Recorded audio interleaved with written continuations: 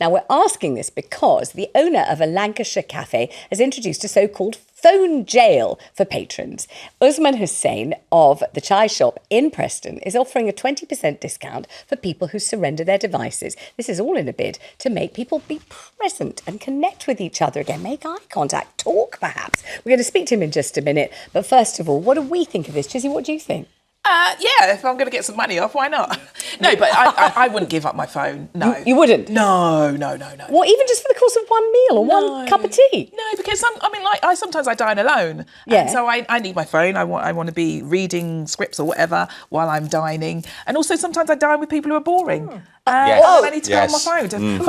But also, so people say a name of somebody, and I don't know who they're talking about. I can go on my phone, go and Google or other search engines, and find out who they're talking about. And then I know, it's easier for the conversation, then I know who we're talking about and what we're talking about. So you're being very honest about this, actually. So what you're really saying is that you're engaging with your phone, whether you're on your own, whether you're with other people, you're checking things, you're Googling things, you're having a quick look at your emails, you're having a quick scroll through Insta, seeing if anyone else better looking is over there. Or Absolutely. A bit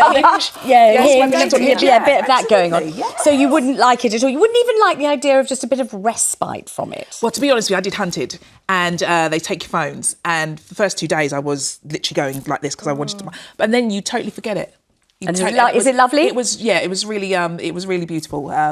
What's the word? Freeing. Yes. Liberating. You're liberating. That's it. That's the word. Lizzie, what about you? Oh, I will wrestle you to the ground if you try and take this off me. I tell you what. And I did a show with ITV, Shirley Valentine, and they took our phones off us for nearly 2 months.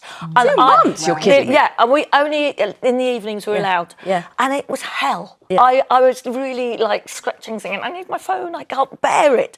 And even when I went into Strictly, because obviously Bruno then was my good friend. Yeah, Bruno judge. Tonier, and judge, they take the phones off. Yeah. So he said, I'm warning you, you're going to get your phone taken off you. He knows I've got this phobia.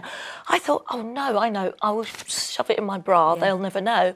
And then sadly, my mother rang to say, where are you? It all lit up in my shirt. And I got frog marched out of Strictly. Wow. They frog marched. This is out of the audience. Out of the audience. Really? Yeah, they're Wow. so strict because you could give away what's going on. Gosh, I'm hoping that Sam is going to paint a more romantic picture. I know your wife; she's lovely. I would imagine you might think, how delightful simply to commune with her.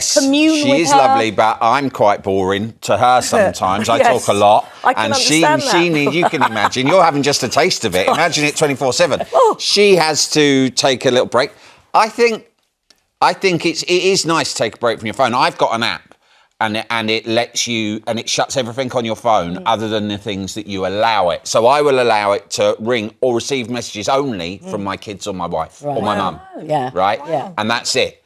And I can't look at any social or anything, and I can set it for a time. So I'll go, right, 3 hours, I want them off. But the idea that a restaurant or a cafe would actually make you hand it in, I just wouldn't go there. For a discount, maybe sometimes. But it is good. It is good to take a break, but there are ways and means of doing it, and no one is going to accept someone forcing them to let their phone go. I think this owner will lose business. Well, we're going to speak to him. We're going to find out, because joining us now is the man himself. He's the owner of the Chai Stop Cafe in Preston. His name's Usman Hussain. Welcome, Usman. How nice to have you on the show. What gave you the idea to offer customers a discount if they'll hand over their phones to you, and how much discount do you give them? Well, we give 20% off. The idea came from people not interacting with each other, and everyone was just on their mobile phones. What do you think of my panel? Because not one of them would let you take their phone and put it in your phone jail. So, I mean, if you're on your own, I understand you're going to keep your phone if you need it for scrolling, if you need it for reading. As she mentioned, since we've started it, it's actually got busier here. I think, one, for the discount, and two, people are actually enjoying the time away from their phones. And what we've had is we've had other tables actually communicating with each other who wouldn't normally, and you can tell they don't know each other. So it's been a nice atmosphere of everyone interacting. Have you had any romances sparking up? Because you can imagine you haven't got your phone to look at. You're looking around your beautiful hostelry, your eye lights on some delicious hunk who's just over there having one of your most delicious dishes. And the next thing you know, you've got to get a new hat and go to the wedding. Yeah. Has that happened yet? Anything like that, Usman? Not yet. Not as of yet. We're still trying to see what people are. How people are finding it, but I mean, so far the response has been absolutely brilliant, and it's not something we force. It's optional, and I think probably maybe 9 out of 10 customers are opting to actually use it, and they kind of fancy the challenge. I think it's the most inspired idea, and I think it can do nothing but good. I really think it's a fantastic idea, because I particularly detest it when you sit down in a restaurant cafe and you're having dinner or lunch with somebody and they take their phone and they sort of slap it on the table right in front of you and them, as if it's a kind of declared intention. My phone takes precedence over anything that's happening here, precedence over our conversation, our jokes. The fact that you might confide in me, might tell me something incredibly saucy or something completely terrifying or sad, but actually I will always go to my phone first. Look, there it is. How great if it's not there at all. Yeah. But what if you're on a date and you need that text to get you out of the date? Well, the one from your sister saying, "Come and save me." That one, I know that one. You might get a date if you go there to that cafe, because everyone's going to be. She's looking at me. She's going to send me there in any minute. Usman, what a great idea! Thank you so much for joining us, Usman. Lovely to see you. Lots of luck with it. Let's go to Debbie, who's on the line in Leicestershire. Debbie, what do you think? Well, I think this is your phone. This is your personal phone, and you need your phone to scroll about. You want to see what's happening in your phone, and you're having. I can understand if you're having a meal with a family, that's totally different. But if you're sitting on your own, you need to look into it just in case you've got an emergency phone call, and you need to attend it. And you can't just go to the counter and say, "Can I have my phone back, please?" Right? You're not in a library. You're not sitting in a library. You sit quietly. Yeah. You need the phone. It's your personal property. Debbie, though, do you remember the old days? I don't know how old you are, but in the old days, you didn't have a phone, any phone, before mobile phones. Yeah. And people were just trusted to go out from the house in the morning, not go anywhere near a phone till the evening, and somehow or other just assume there wouldn't be an emergency and you'd be fine. And we were fine, weren't we? It was quite boring, though, in the old days. People forget that. I mean, you spent a long time in the 80s when I was a kid being bored. True. Right? And now I'm never bored, and that's good. Building. Wasn't that meant to be good for us to be so bored? No. It was really boring. It was so boring. You can't imagine going on a date now and not having your phone with you. Because what if you're late or the date, he's going to not turn up or something? I don't know how I used to do it. We just used to do it. We just used to trust to fate. Trust to fate. And actually, if you did go on a date and you were meant to be meeting under the town hall clock or something, and something happened to them on the way, they just never turned up. Depending on how much you quite liked them, you waited 2 hours, 4 hours, 6 hours, and eventually went home sobbing, but you never knew what had happened. There was never any answer to the question. The good old days. Oh my God, the good old days. It was boring. What about how everything used to be closed on a Sunday? What about how TV didn't even come on for children until about 5 o'clock in the evening? Overrated. So overrated. Phones are great. The internet's brilliant. Everyone stop moaning. Yeah. Let's go to David on Merseyside. David, what do you think? Would you happily hand over your phone? I think it's appalling. What it is, if you're looking after someone who's not very well and you're handing over a phone, I think you should be entitled to keep hold of your phone, because what's actually happening is, say if they had like a heart attack or something like that, you've got to think of things, serious matters like that with people with health issues. I mean, you have, but I mean, it's also perfectly possible to say, I'm going to the Violet Cafe. This is the number. If anything happens, could the ambulance man please phone the cafe and tell me to come home? You don't really have to have your personal phone held to your ear or staring at it 24 hours a day in case, God forbid, there's an emergency, David. But come on, do you? I agree with David, because, look, if you've got children, they need to get you urgently. I would feel really kind of anxious if I didn't have my phone with me. I think I've got a real problem with it, actually. No, I think everybody feels I just don't feel I could relax in the cafe like I'd want to without my phone next to me. I think everybody feels that way, but I think it's a terrible shame that we do feel that way, David, isn't it? Don't you want a little bit of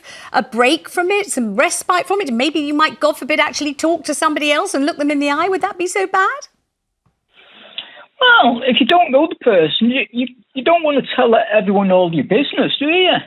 I didn't say you had to tell them all your business. You could just look up at them and say, "Hi, I'm David. How are you? Did you come here often? Well, do you come here often? That used to be a very useful line. Remember that? Do you come here often?" You can do that, but I say sometimes you say, "I don't want to talk to you. I want to be left alone." Exactly, David. Okay, Lizzie's on your side, I'm with 100%. David, let's talk to Billy, who's in South Ayrshire. Billy, would you hand your phone over to that lovely Usman and just say, "Yeah, give it back to me on my way out. That's fine"? Hi guys. Well, it depends on what the phone call is. And one example I can think of is, say for example, you're in a cafe for breakfast or lunch and all of a sudden your phone rings and it's a phone call for your doctor's surgery. Maybe the doctor's wanting to speak to you about something, or it's a phone call regarding results of tests that you've had. Now, you don't obviously want to hand over your phone to a stranger, a waiter, a waitress in the cafe, and then say, "Right, give my phone back, that's the doctor's."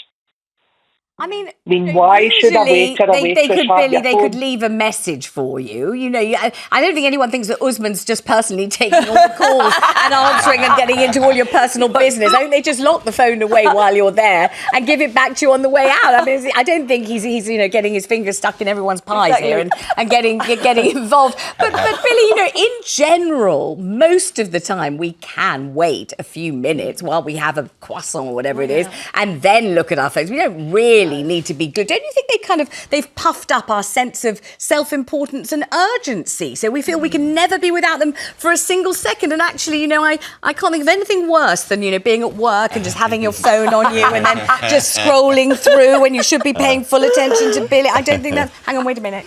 I don't think we should do that. Disgraceful behaviour. Billy, thank you so much. When I go to the cinema and I go to the theatre, I turn it off.